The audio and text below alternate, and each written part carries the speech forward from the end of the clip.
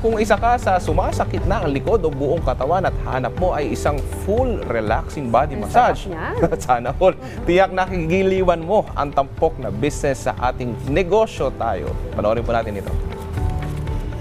Ako po si Daryl Zafra, sa halagang 5,000 pesos, meron na akong spa business.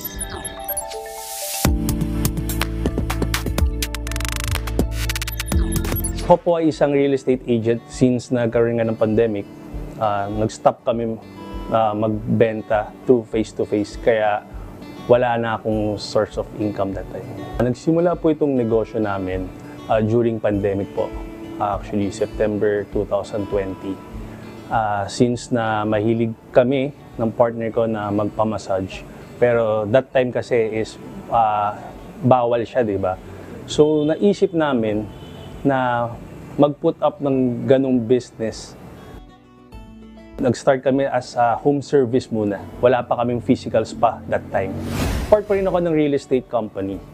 Pero since na flexible naman yung time ko, talaga mas focus kami ngayon sa spa. Para at least hindi namin mapabayaan ito. Actually, we're planning to expand pa nga ng spa branch namin.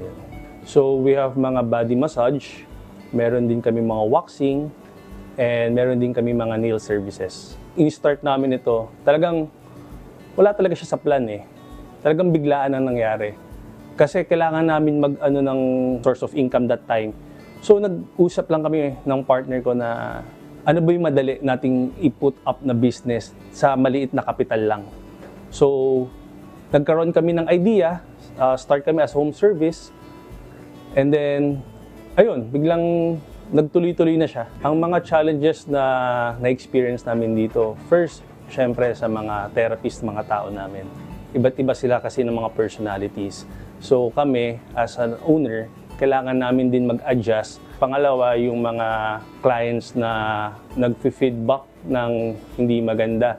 So syempre, as a owner, kailangan namin i-handle yung mga objections nila para ma-improve namin yung services na in-offer namin. Buhay kasi namin before, ang isip ko lang talagang trabaho lang, maging empleyado lang. Pero nung nag-put up kami ng business, nag-iba yung perspective ko sa buhay na mas masarap na magnegosyo. Sa pagnenegosyo, kailangan po ay passion po natin ito, dapat mahal po natin ang ginagawa natin, at habaan po natin ang ating pasensya. Kaya, tara, negosyo po tayo.